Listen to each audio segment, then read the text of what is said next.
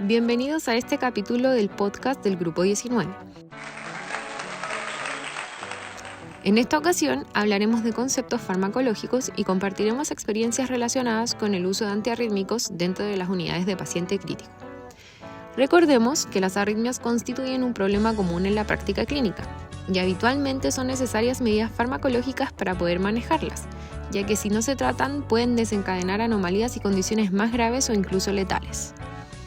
En esta oportunidad contamos con la participación de 3 profesionales de enfermería que se desenvuelven en unidades de paciente crítico, quienes nos hablarán sobre 2 fármacos que se usan con bastante regularidad en pacientes críticos.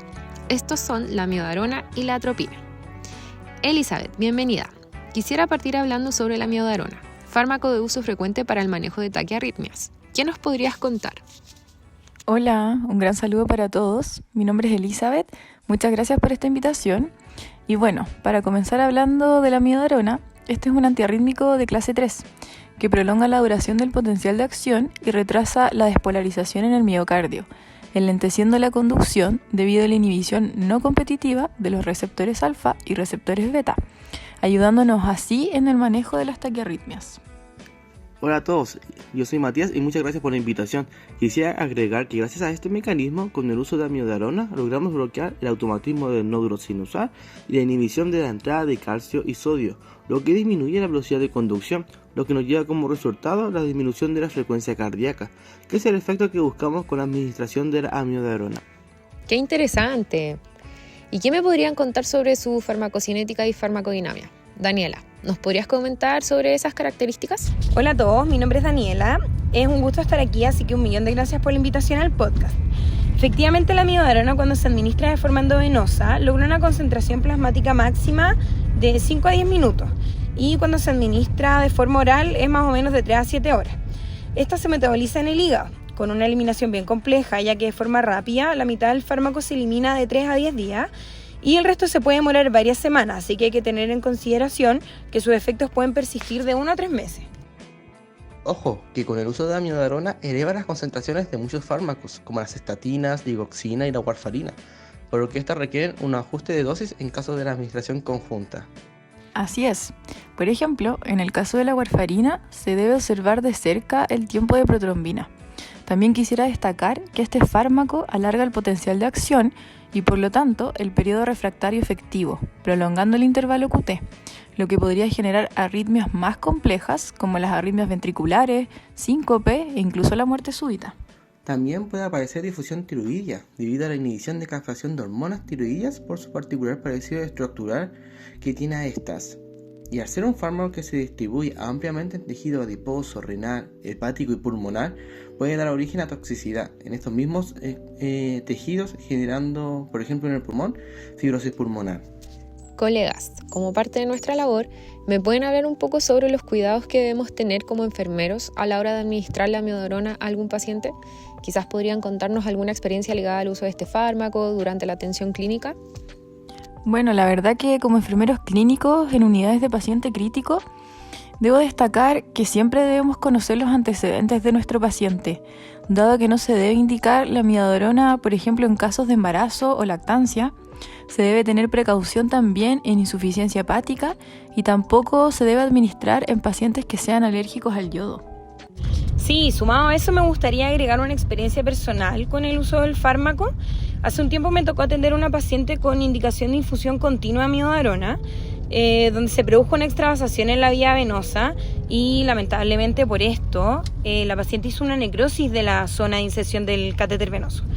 Esto en verdad nos sirve para recalcar la importancia de siempre estar evaluando los invasivos en nuestros pacientes con infusiones continuas de fármacos, sobre todo aquellos que son más irritantes, y en el caso de la amiodarona en especial, saber que esta siempre se debe administrar por vía venosa exclusiva.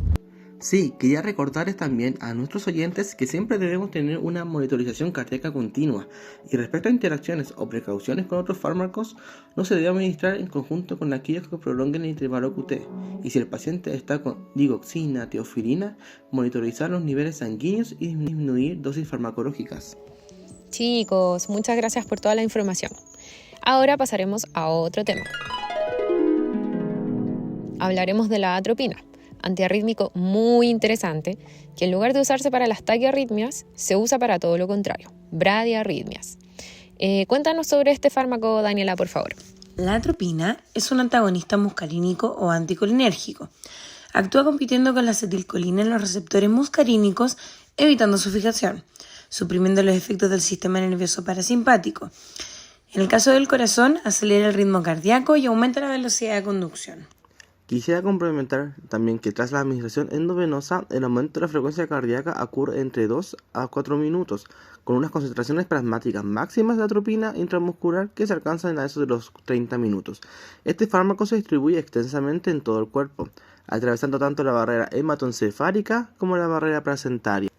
La atropina no se metaboliza completamente en el hígado y se excreta en la orina en forma de fármaco inalterado y sus metabolitos, y aproximadamente el 50% de las dosis se excreta en un plazo de 4 horas, y el 90% de eliminación se alcanza a las 24 horas post-administración, con una semivía de eliminación de entre 2 y 5 horas aproximadamente. La atropina afecta a los receptores en las glándulas exocrinas, al músculo liso, al músculo cardíaco y al sistema nervioso central, por lo que sus efectos periféricos son una producción reducida de saliva, de sudor, lágrimas nasales, lacrimales y gástricas, también una disminución de la motilidad intestinal e inhibición de la micción. También, por otra parte, este fármaco inhibe las secreciones en todo el aparato respiratorio, relajando el músculo liso bronquial, lo que produce una broncodilatación. Increíble todos los efectos que tiene la atropina a nivel corporal. Elizabeth, ¿nos podrías contar igual el uso de la atropina en la práctica clínica? ¿Para qué la ocupamos? ¿Cuándo la ocupamos? Bueno, la atropina puede inhibir la estimulación vagal, ya que es mediada por receptores muscarínicos. Y como Daniela dijo anteriormente, esta compite con la acetilcolina para reducir la acción parasimpática. En relación a lo anterior, usamos este fármaco para acelerar el ritmo cardíaco y aumentar la velocidad de conducción. Esto es útil, por ejemplo, en caso de bradicardias y bloqueo aurículo-ventriculares grado 1. Sí, a eso quiero agregar algo. Es importante destacar que se debe tener harto cuidado en el uso de atropina en el paciente con infarto, ya que la taquicardia inducida puede incrementar la demanda de oxígeno al corazón, así que hay que tener ojo ahí. Y además de aumentar la demanda de oxígeno en el corazón, ¿existen otros efectos adversos asociados a su uso? Sí, además de lo mencionado, la atropina puede tener efectos adversos relacionados con la inhibición del sistema parasimpático, como excitación, confusión mental, alucinaciones, hipertermia, taquicardia, arritmias, sequedad bucal, estreñimiento y reflujo, náuseas también y retención urinaria. Básicamente genera un estado permanente de alerta. Interesante. ¿Y qué consideraciones debemos tener como profesionales al momento de la administración de la atropina? Daniela, ¿nos podrías hablar sobre los cuidados que debemos tener como enfermeros al administrar este fármaco? Ya, chiquillos, para ir finalizando, contarles que la enfermería cumple un rol fundamental en la gestión del cuidado. Dentro de la administración de atropina, estos cuidados van en el control permanente de la monitorización cardíaca, obviamente especial atención en aquellos pacientes que tienen enfermedades cardíacas de base, administrar según la indicación médica, usualmente en casos de bradicardia sintomática y frecuencias cardíacas menores a 30. Y para la administración directa se administra en forma de bolo, es directo y sin diluir. Complementando un poco lo que menciona acá la colega, esta debe ser administrada en dosis iniciales de 0,5 miligramos endovenosa, los cuales se pueden repetir cada 3 a 5 minutos, hasta lograr un máximo de 3 miligramos. La atropina tendrá un efecto cuando el problema de conducción se localiza más proximal, es decir, desde el nódulo atrioventricular hasta proximal, donde se ven como unos QRS estrechos. Sin embargo, no tendrá efecto, incluso pudiendo empeorar el cuadro en aquellas bradiarritmias cuyo problema de conducción se localiza distal al nódulo atrioventricular. Entendí todo y me quedó muy claro. Y con esto ya vamos terminando el capítulo de hoy. Les quería dar las gracias, colegas, por haber participado. Siempre es bueno recordar la importancia de los cuidados de enfermería durante la administración de estos medicamentos. Espero que les haya gustado a todos nuestros oyentes y que vuelvan a participar en una próxima presentación del podcast del Grupo 19. Chao, chao.